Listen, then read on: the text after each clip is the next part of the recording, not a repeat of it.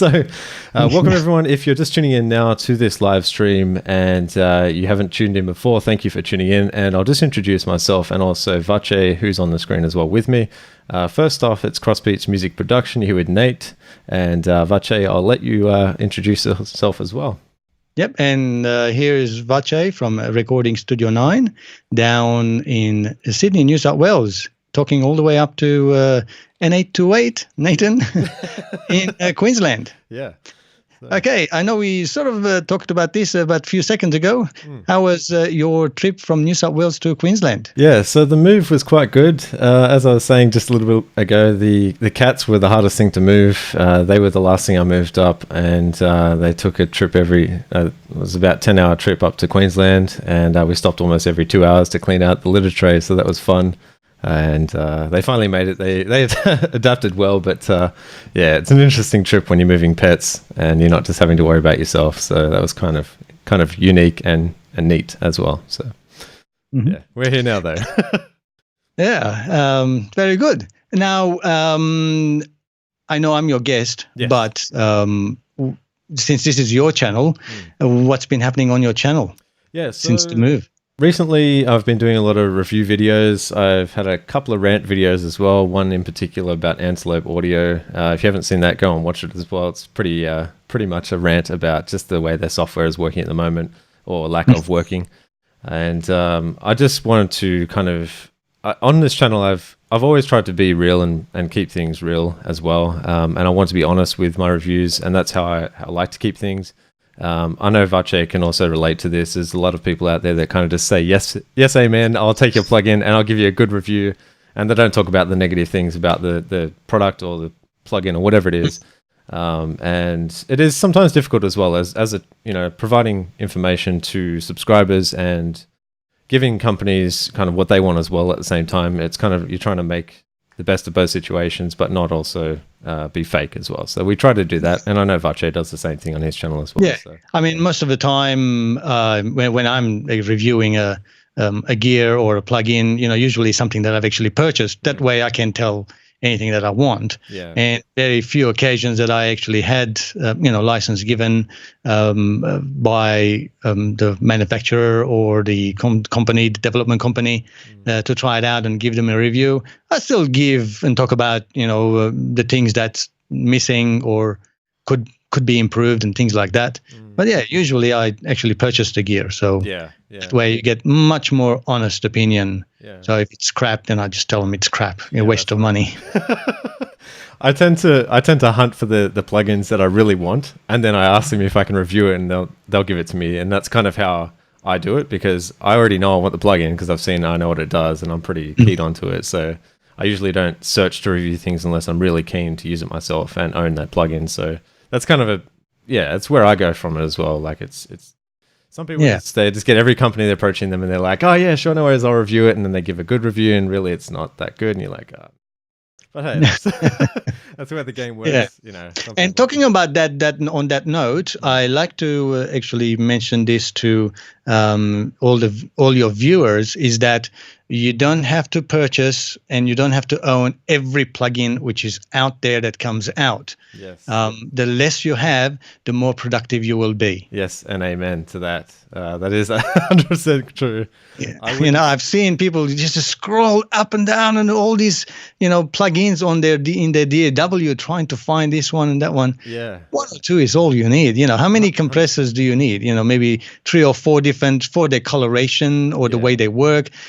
Few EQs, again, the way they work, and and few other tricky things that you can help you in the process of editing or mixing. That will speed things up. But other than that, just save your money. Yeah, 100%. And that's the thing. Like, I feel like people see, they'll see the vintage API 2500, and they're like, oh, I've got to own that. It's the best piece of gear. And then they pay $4,000 and they're like, oh, I don't know if this is really worth the money that I've spent to. It's an investment, yes, because usually analog gear, it keeps its value. But at the same time, then you can get stuck with something you don't really use on a lot of tracks. And you're like, oh, I shouldn't have jumped into this so quickly.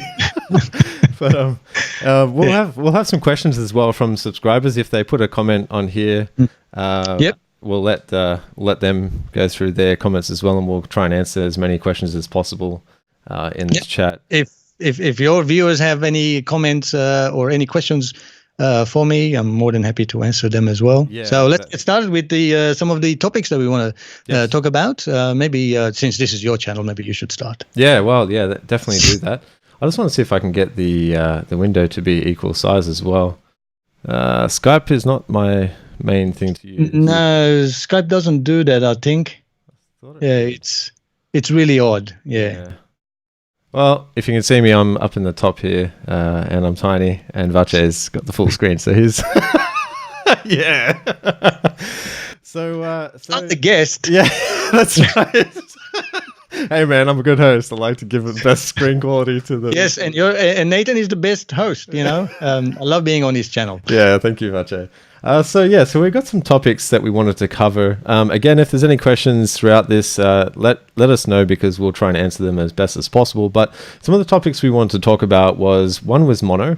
So where should you mono a track and why? And I guess you were talking about more low-end frequencies when you were referring to that type of question. The other question is more around less is more type of scenario, when you should say, yes or no to certain amounts of compression or EQ or anything in the track like that.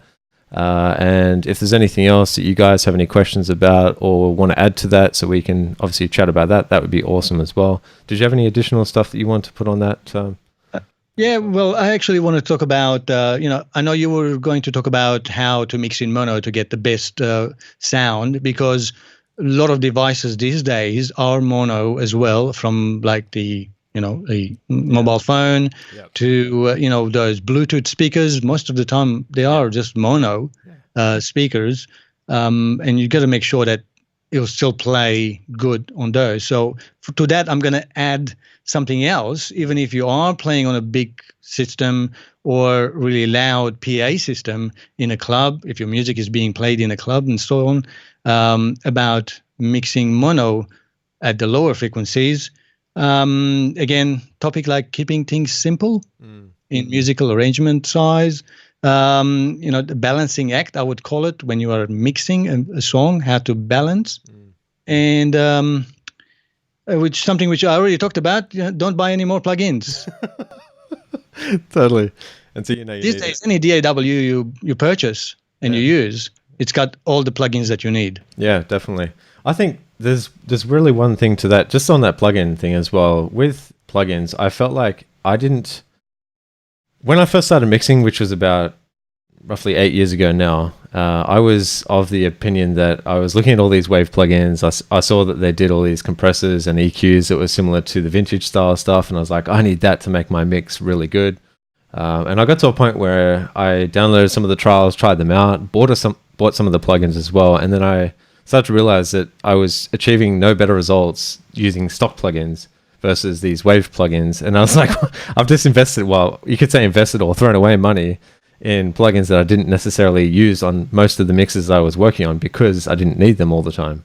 And I felt like I couldn't hear certain things in the mixes that I need to hear, and these plugins weren't really helping me get there anyway. So I felt like it was crucial to learn what EQ was, how it worked, where the frequencies were most important in the mix, and then go from there. And then, if you feel like you need a tone or a certain quality out of a compressor or distortion or whatever, then you could go to these other plugins and then try and get that out of that sort of thing. But yeah, that's definitely where I felt like on that topic. I don't know where you are in that scenario. Yeah, I mean, it's a very similar situation, because when I started mixing, there were no plugins. Everything was hardware, and I still have a lot of gear left over from that era. So you're limited of how many, audio gear you can have, how many compressors you could have. So most of the time when you're mixing, you might have one or two compressors, and you use them to compress your drum bass, and then use it again to compress your guitars, bass, and the bass, and so on. So you had to keep using the same audio gear over and over again. But obviously in digital world now, plugins, you can just drag them as many times as you need. Again, a lot of the time I find myself as a Studio One, the persona is a Studio One user, I'm always reaching out on their default compressor and EQ to do all my initial mixing and after and balancing. So, and then if I need to change some of the toning, I go, this will not be nice if I had certain tonal characteristics. So I might actually put in maybe the LA2A plugin. I've got one from back in the days of Cakewalk. So I had that, and I have a couple of the Waves LA76s, things like that I might just drag and drop and replace the stock plugins just to give that little bit of the different tonality depending on the song. But if you look at my plugins, 50% of them are the default standard plugins, and some tracks don't even have any plugins.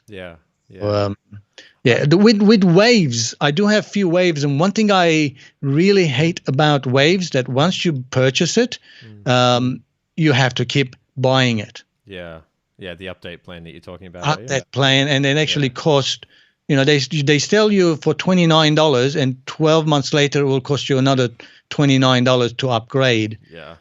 So a lot of my Waves plugin are still version 9 and not 10. As long as they're working, that's fine. So anything that I sort of don't use anymore, they're just out. There you go. I realize that's my take on the plugins. I kind of realized that that's their way of making the money that they don't make selling it, because they have a lot of specials. You notice that Waves are constantly on special. It's always $29 for their just book you in. Yeah, that's right. And then once you're on there, and I'm not fan of subscription-based things, as well as constantly paying for updates. Totally. Where the plugin hasn't changed. It's the same plugin. They just changed the version number. We've just if it's an upgrade, they've add a feature or something like your DAW, let's say from version 3 to version 4 of Personas, it will cost you a couple $100 to upgrade, but you're getting a whole heap of new features in there. But with the plugin, it's the same plugin. They still work. Like, that's the we just actually got a subscriber in here now, I believe, JH Studio. He's don't do Waves update. No, I don't do Waves updates. I haven't updated since since I bought the first one. And that still works. They still have the they still work, of course. Or something. I think it was when I bought it, and you've probably got 9 point something and still version 9. So it still works, as long as you don't delete it, because I accidentally deleted some of my Waves stuff out, and then I had to download the Waves 9.2 again, and Logic, for some reason, I still have to figure it out, but Logic X, which I use sometimes, couldn't find that plugin. So I think something in Logic is messed up, but I'll figure it out. But your Studio One still finds it, so that's all that matters. so we're good there. So let's talk about the mono. Yes. So mono frequencies, as you were saying in clubs, it's very important, because you usually have a subwoofer which is playing that low information, which you need to relay. It needs to be heard throughout the club. You can still. The thing is, this is a hot topic, I think, at the moment, because a lot of producers, mainly in trap and other genres like that, are trying to make the low end frequency wide now. I don't know if you've noticed this much, but you notice it on some occasions. They're trying to make some of the low end frequencies, maybe not so much like below 80 hertz, but anywhere above 80, and sometimes above that as well. They're trying to make it wider so that it sounds like you've got a bigger space that you're in when you're listening to the track. Because a lot of the trap music, it's generally, you'll have your main instruments, your kick, snare, hi-hats, all that sort of stuff. And you've got usually one main element instrumental part, which is a piano or a loop of some kind. And then the rest of that is just basically, your kick, which is low end frequency. So generally when I mix my music, I don't worry too much unless I can clearly see on meters where the phase is completely out. When it comes to the mastering side of things, though, when I master tracks, I always make sure that there's an aspect of the real low end frequency. It could be from 60 or 79 hertz. Below that, I usually have all in mono. And it depends on the track as well. It really depends. Like it could be the genre of music really matters in this situation, especially if it's going to like a vinyl track. If you ever put that onto vinyl, then it definitely matters. And you'd probably know that as well. Like working in vinyl and the realm of vinyl, you need to really worry about that type of stuff. But yeah. I think I've seen a lot of comments and videos on this topic as well, quite recently produced, and they talk about how to mono the all the lower frequencies, and we are talking about 200 hertz and below to make it mono, and they always talk about the vinyl thing, even though that's just an excuse, because vinyl could still play stereo sort of low frequencies based, because I have had records and I've heard records, vinyls play where the kick is on one side and the bass guitar is on the other side. And that's how it was. And because they're in sync in time, being played for that music, it worked really well. So they didn't have to mono the middle. So vinyl still works.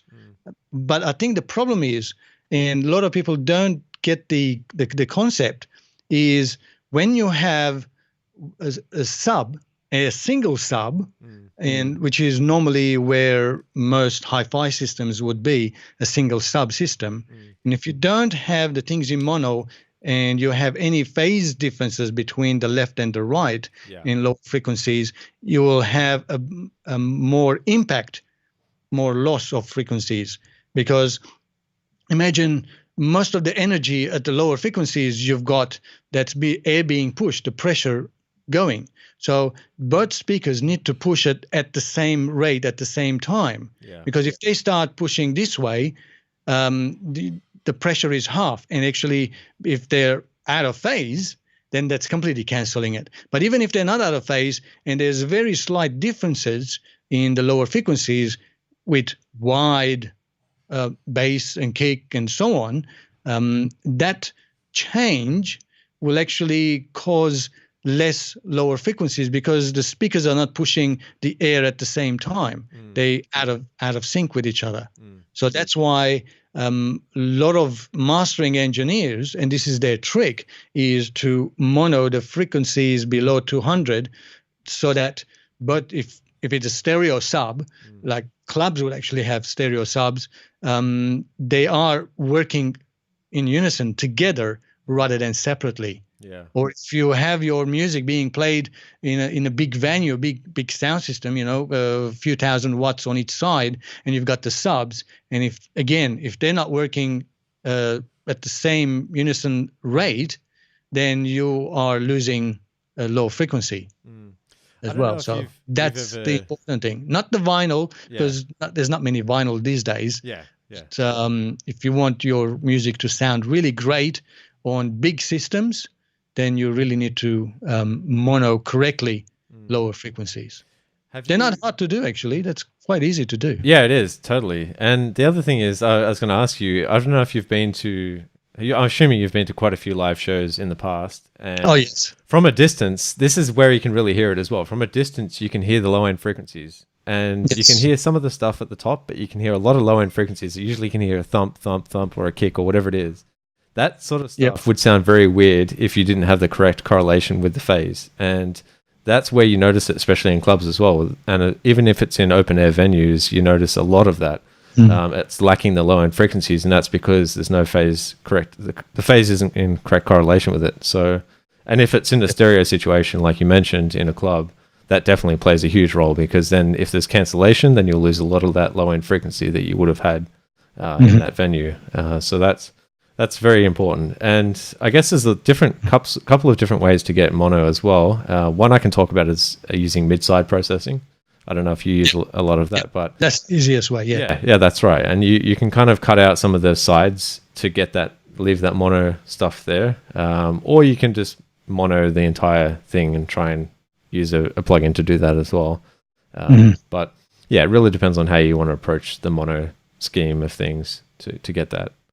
Well, basically, as you mentioned, there's two ways. One, it's quite easy to do it in Studio One with mid-side processing, and you can put the two EQs on the mid and the side channels, and then you can high pass the sides, and that will give you the mono. Of course, you got to put all your bass and kick in the middle as well. Yeah. And if you don't have that, or if you're not using Studio One and you are using a different DAW, Isotopes Ozone is another really great one to use.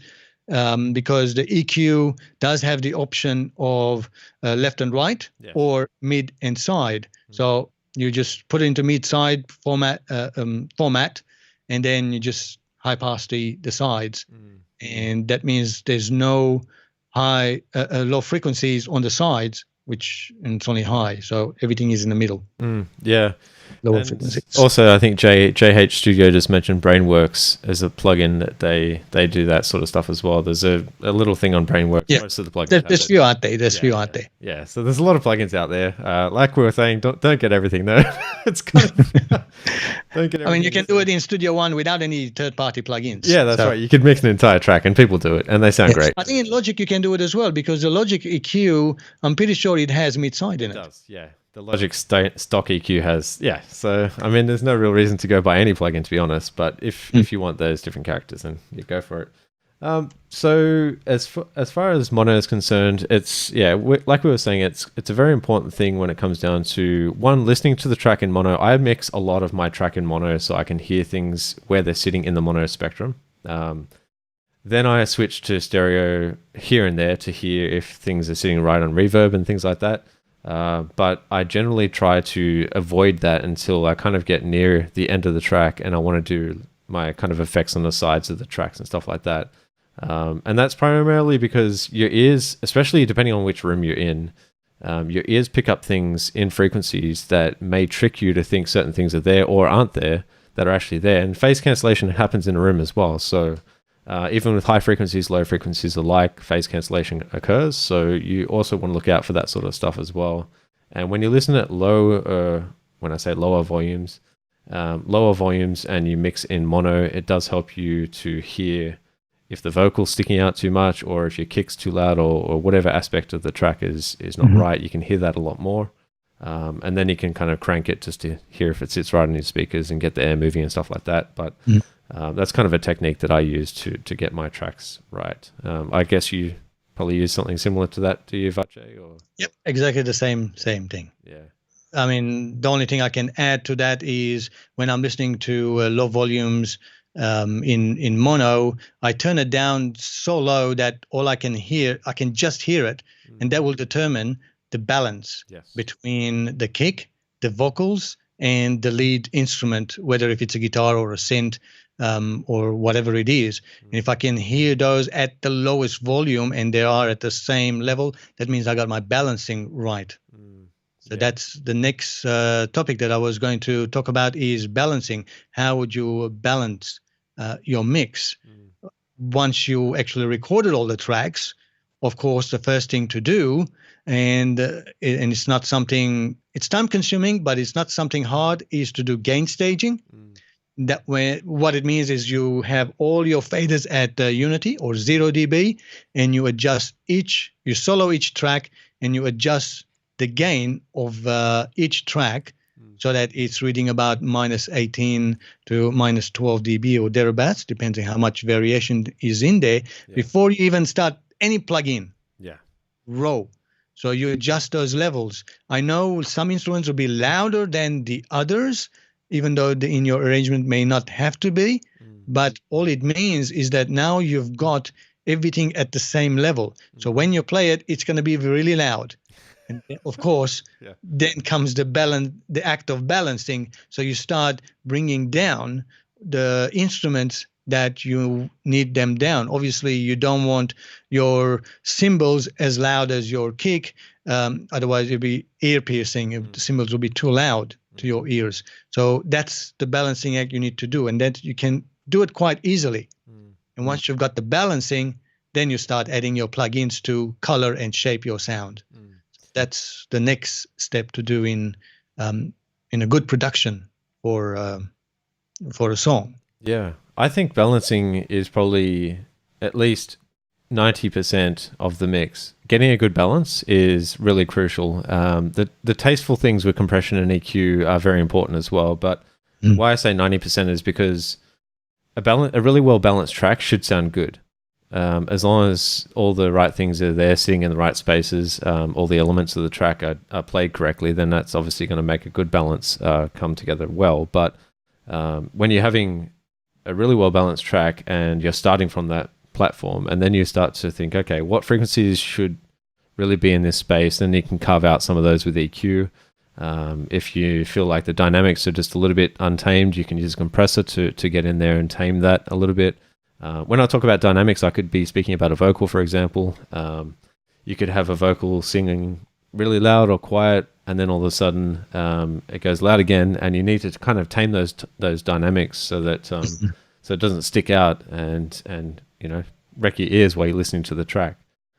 So like you were saying, like a balance is very crucial. I think sometimes that's probably the most misunderstood thing, because people look at balancing a track and they're like, well, how do I know which element should stick out the most or which should be the loudest and things like that? I tend to go with what's important in the track. What do you really want to feature throughout majority of the track, and try and use that as your thing to balance off. I know you use a mixing technique as well as using, I do the same, but using your kick as the balance, if that's the thing that's going to dominate the track, or whatever it is. Yeah. I mean, some tracks may not even have a kick. That's right, yeah. It could have a clap or a kick drum. So where do you start? Yeah. Basically, what you need to do, you decide which instrument is the most important, or important. Doesn't have to be the most important, but at least important enough. Obviously, if the track doesn't have any vocals, then you got to find out what instrument is the lead, and that's your sort of starting point. And then if it's vocal, then, usually you want to start with vocal and then add the kick and then the bass and so on as you gain staging them. So to find out and then mix them to that level. I mean, I usually start with all the faders up, and I start reducing the instruments that I don't need. But there are a lot of other mixing engineers will actually start the other way.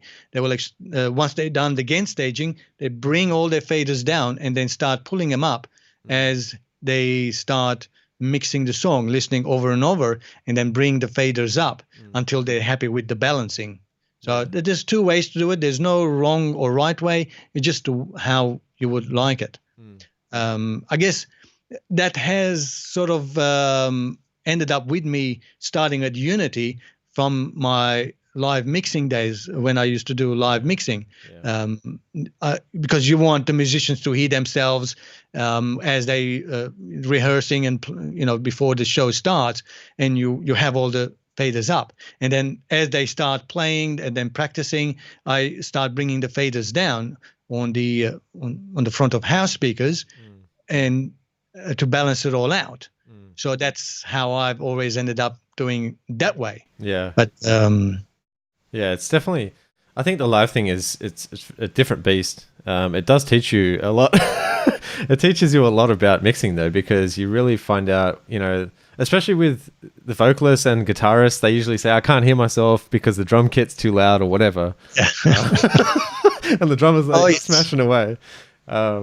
But yeah, it does teach you a lot, because you start to learn what's important, is just so that everybody in that room can hear a general mix of what's happening. They don't need to hear perfect mixes. Generally, most people are happy because they can just hear the guitar enough. They can hear the vocal singing, and they can hear the drum kit, because usually that dominates the room anyway, and that you can be heard from miles away.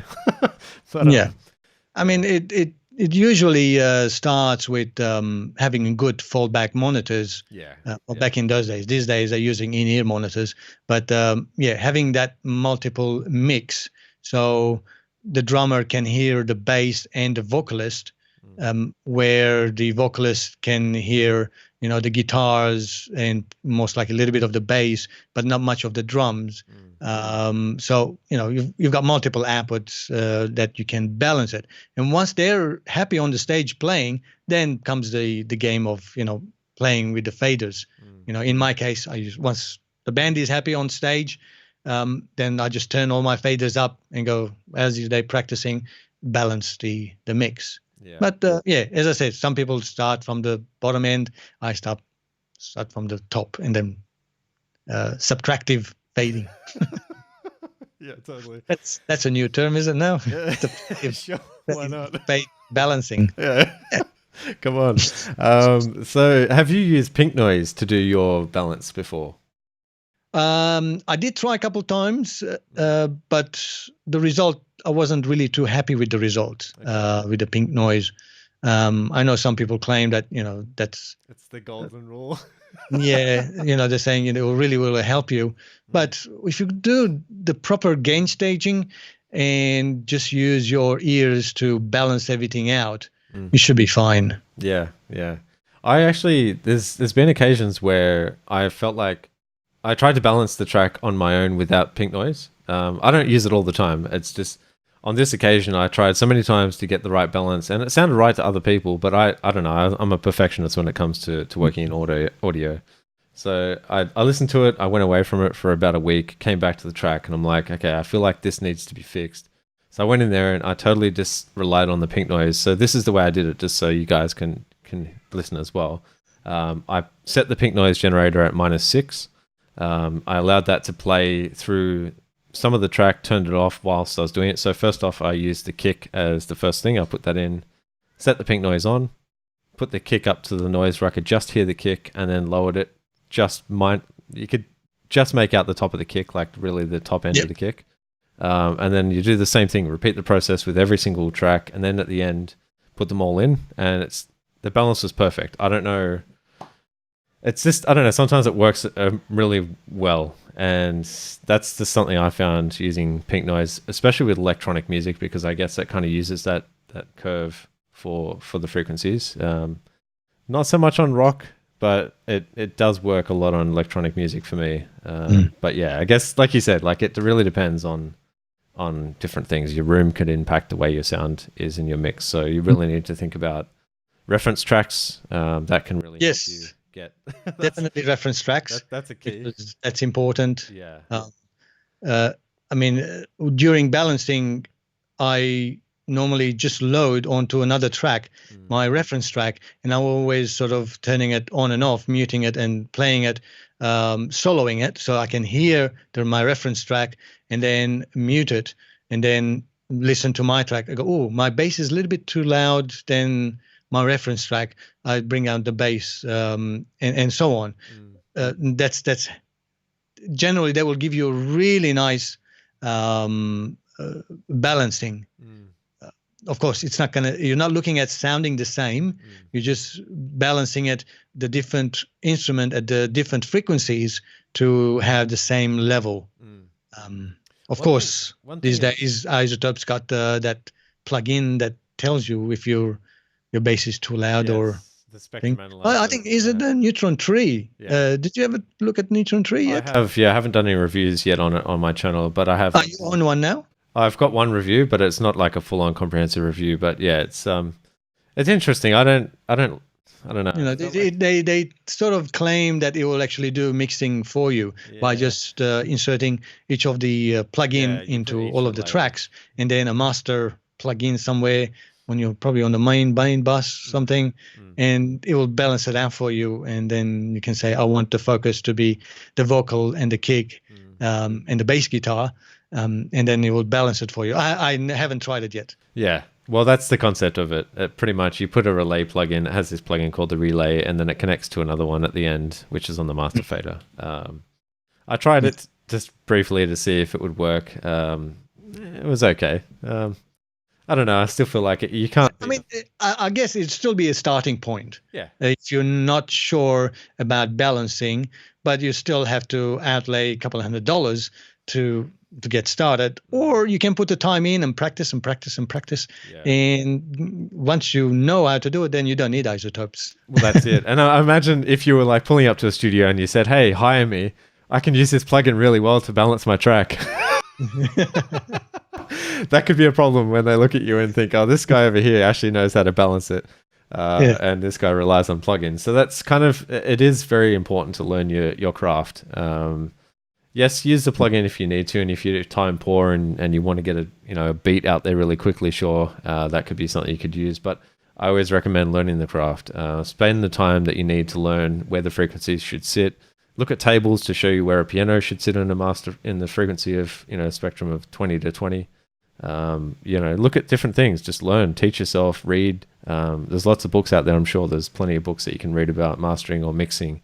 If you're interested. Well, there's actually I had this question asked in the last week, couple times now on my channel, on some of my videos, and I should give you a good sort of explanation how things work. I had the question saying that I've got a song, and I want it to be loud, but when I have a vocal, I also want it to be loud as well, without reducing the music, because when you have the music and the vocals come in, normally you would automate so that the volumes sort of drop down a little bit to give space to the vocalist. And this person could not actually understand why you had loud music and you could not have a louder vocal as well, that without reducing the music. And I gave the idea saying, well, you have a cup full of music and you want to add more vocal to it. It's just either going to spill so that distortion, clipping, it's way over, or you have to sort of squash it with the limiters so much that, there's not many of everything. It's just everything is crushed, or have less music and have your vocal sitting on top of it. That's the sort of the idea I can, what do you call them? Analogy that I can actually give how things work, balancing work. So if you are mixing, think of it a cup, and then every time you add your drums and the things, and like you're mixing your cocktail, you gotta have the right amount of mixes until the cup is full. And you gotta make sure that you've got room for everything in there and where you want them to be in that mix. So you can't squash everything in and then expect a good quality sound. Well, you can definitely hear when somebody's thrown a limiter on the end of their track and it's just pumped up to the max and everything's distorted because it just can't handle that much of that particular frequency. You can hear that in a track. And it's funny, you watch people that, like, they have on their own channels, they're like, they revisit their own track from 2002 and they're like, what was I thinking? Yeah. I mean, I get that where I do a lot of mixes that I get the tracks sent to me. Usually it's either hip hop, rap, and those sort of music with heavy bass and heavy instrumentation, and they want the vocal to be really loud and thing, but it's already loud, and they go, can you make it louder? I go, no, there's no way. I have to bring down the music to make your voice louder, but no, I don't want the music lower. I go, okay. Usually this is somebody giving you a 2-track, right? They're just giving you the stereo file. That's correct. Yeah, that's correct. Yeah. A 2-track that they've already mixed, and they've got the vocals recorded, sometimes really badly, and they want it to be sort of mixed. It just doesn't work. There's no room to move. I can use a plugin called Track Spacer, which will give some. I'm not sure if you heard of it. I think it's from Wavetables. Track Spacer. Basically, it brings down the frequencies of the other channel, like the music channel, of the frequencies that you're applying. So like a vocal, you're only bringing down the volume of the frequencies that you set for the vocals to give space, so you can fit it in. Even that, sometimes they go, no, it's not loud enough. Okay. What do you want, man? It's production. It needs to be, if you want it loud, it needs to be true from the whole production, not just the final stereo mix. Totally. So anyway, so I thought I'd just mention that, the cup full of music or other materials. Hopefully that will help to balance things out. Totally. Thanks for tuning in as well. 2K. That takes to the next topic. Yes. So keep it simple. Absolutely. I think that's key to a good track, to be honest. And actually, you'll notice a lot of the good tracks that have been out there for a long time. For example, you could look at Jay-Z's. A lot of his tracks are produced by multiple different producers, but there's a lot of basic tracks out there that have went super well, and they had 3 or 4 elements in them. That same thing applies to plugins as well.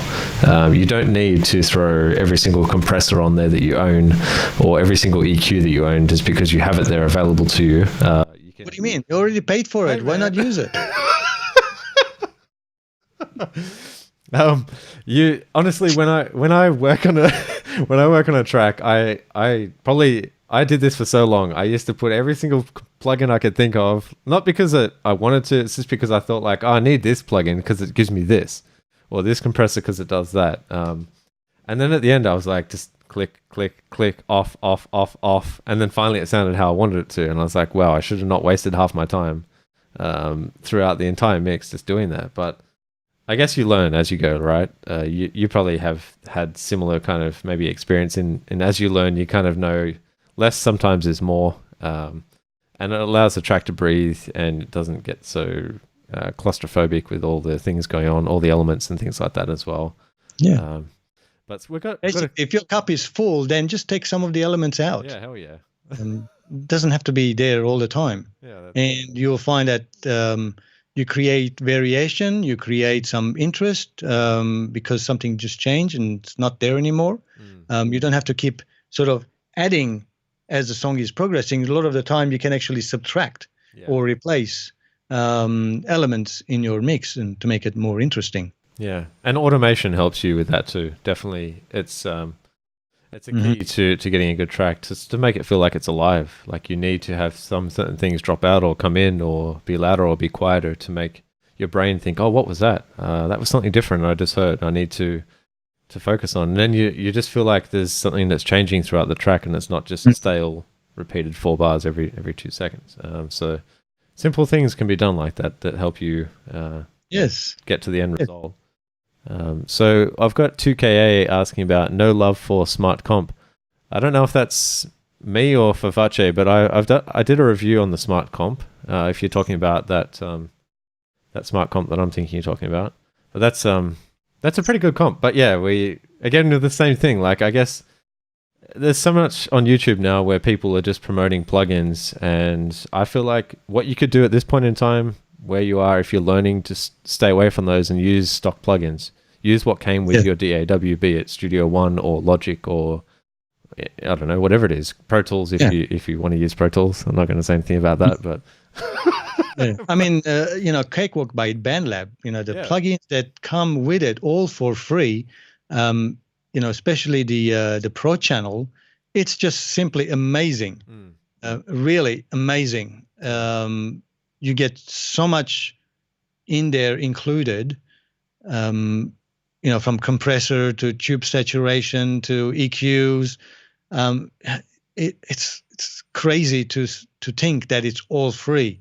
If you're just starting and you're quite sort of used to DAW environment and you know how things work, Cakewalk is not really easy to start with because you can be overwhelmed. There's so much in Cakewalk that you'll be hitting your head in the wall trying to work out, where is this? How do I do this? What is this? And so on. But if you're already past that point, Cakewalk is really, really great. And you won't have to spend a dime on any plugins. You might want to sort of, if you're doing sort of a VST instrument like VSTIs, you might have to purchase some of those. Unless you're recording live, then that's not a problem. So with minimum outlay to buy some plugins, you've got one of the best DAWs. Yeah. Is that they're part of Reaper? Is that still, or is that a different company altogether? No. Cakewalk used to be Cakewalk. Roland used to own it, and then Gibson owned it, and then they closed it, and then a company called BandLab, they bought it. You don't know about Cakewalk by BandLab? Oh, I knew of it. I have never really used it much. I've used Reaper, which is similar kind of concept. That's free as well. I think there's a few people out there that use Reaper. See, Reaper is 60-day trial, but it never runs out. Yeah. So people abuse that. Yeah. They always say, "I get Reaper, it's free." Well, it's only realistically free for 60 days. After that, you're sort of requested to purchase it. Yeah. I do have Reaper. I use it occasionally, but with Cakewalk, it's completely free. There's no strings attached.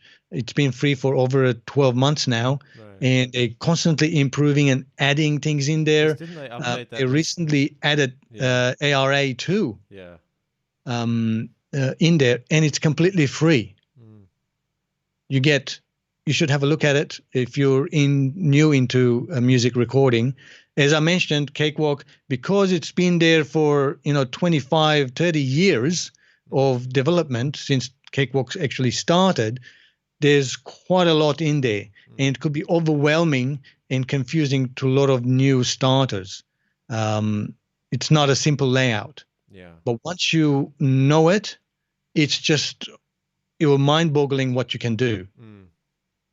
I mean, I have done a video, quite a few of them, and one of the things that you can do in Cakewalk, I know we're going a little bit out of topic, in Cakewalk is a vocal align.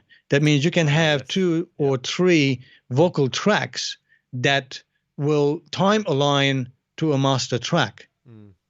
It's a time shift. So like if you've got harmonies and they're slightly out of timing, it will actually time them for you. And it's all included for free. And not many people knew about it. Yeah. And that sort of a plugin is about $200. Yeah, try the same product. $400, I think it is for Vocaline. It's Vocaline, yeah. $3.99. Where it's already included in Cakewalk. Yeah. And you could do it. And I still sometimes, if I need to align some harmonies together, I export the tracks into Cakewalk, do my vocal align, and import it back to Studio One because it's free. It saves me money. It's there for free. Yeah. It's a process. By the way, this is now longer, called the but Tight Ass channel. A couple $100. Yeah. What are you laughing? You gotta do what you gotta do. I would too, trust me. I actually do the same thing with Logic because I don't want to buy auto-tune. I haven't bought auto-tune yet. I still use Logic's the auto-tune that's in that. And it works just as good. Like, I'm like, why do I need to go spend money on the Antelope auto-tune when it's $400? Or now it's not. You can get a cheaper one now, but back when it was $400, I was like, get stuffed. I'm not paying $400. I can use Logic. Yeah. I mean, the same thing. So there's a lot of ways that you can, again, as you can see, you don't have to purchase. You just have to know where to find things for free, which will actually do the same job. Yeah, 100%. And that's kind of, I guess you learn that as you go kind of thing. But I guess we're trying to share these gems with you guys now so you don't have to go through the misery that we did. And you probably have to say, if you've got other plugins or other ways that you guys been using without spending any money, just maybe comment below so other people can find out about them as well. Because I know there's a lot of free plugins. They do amazing things. Just list them below. Maybe others can use that. That would be super awesome. That would be really cool if you guys can do that. Even we don't know everything, so I mean it's definitely good to hear what other people have to say, and that's what the whole point of YouTube is in general, to share information. So well, there you go. And I was surprised that not many people knew about a Vocaline in Cakewalk, which is free, and everybody was going, "You can do that?"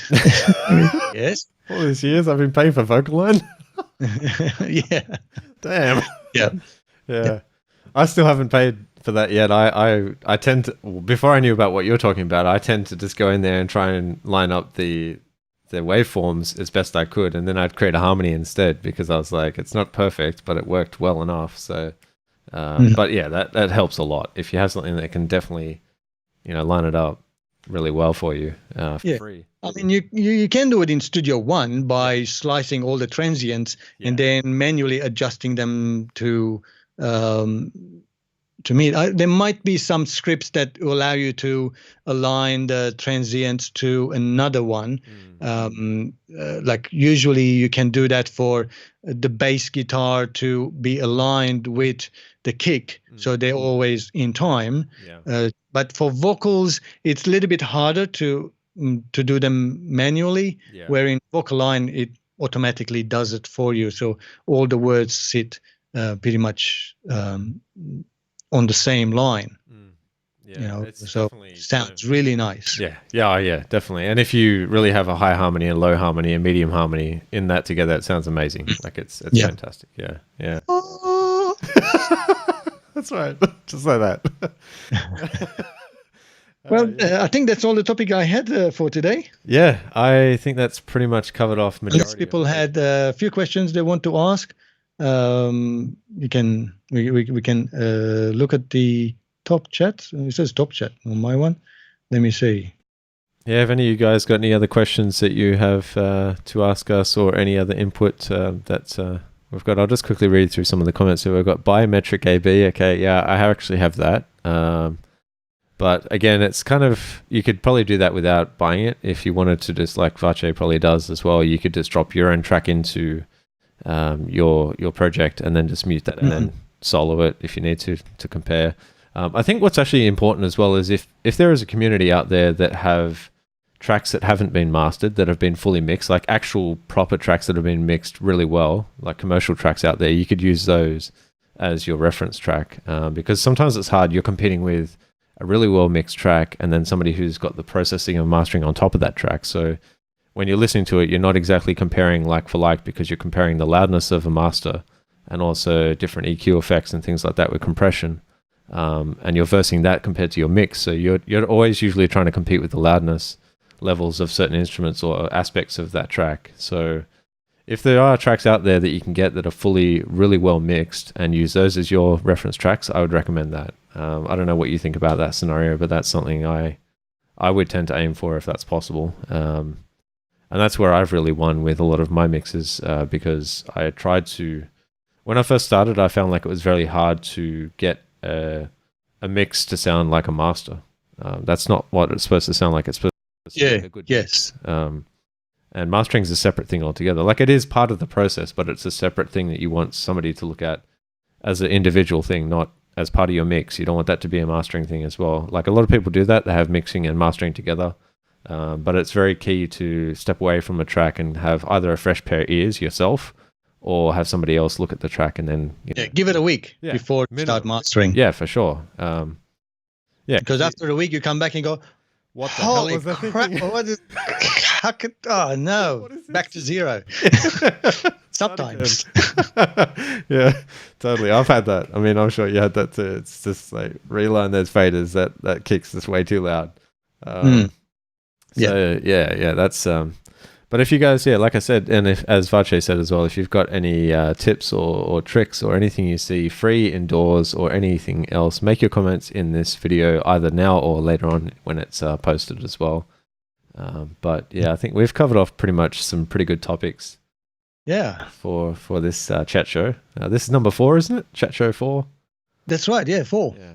We've done 3 before your move. There was some while back. Yes. Yeah. Hopefully now that you're settled in, we'll be able to do a lot more. Yeah. I think what we are planning to do is this time it was on your channel, and next time we do will be on my channel. Yeah. Then we alternate between each of the channels, so that we can cover both channels and share and introduce each other's channel to. That'd be really cool. Subscribers. Yeah, totally. And it'll probably be just as I get settled, I'll probably be heading to the States in July. Sometime actually, we are July. Sorry, well, it'll be later. Okay. Later July. So either July at the end of July or September, sometime at the start of September. So I'll be there for a bit. But yeah, we'll try and do a few more of these chat shows before you head out. Before I head out. So that'll be cool. So if you guys enjoyed this, remember to also like and subscribe to the channel, and also check out Recording Studio 9, which is Vache over there. His channel is very informative. Actually, he was around before I was, so a lot of information a lot of information that was around well before I started my channel. He provided some really good tips and key stuff. So it's fantastic to hang out with you as always. Yep. So thank you, Nathan. Thank you for the opportunity and the time. I really enjoyed chatting. I know a lot of time we chat, offline when we Skyping and chatting together. We go on for hours and hours. Yeah. A lot of information there. Yes, yeah, totally. Yeah, that's cool. So thank you very much, sir. And I will just end this live stream right now so you guys can head off to your whatever you go do, maybe mixing some tracks, getting some tips that we've given out tonight, and we'll catch you on the next one, of course.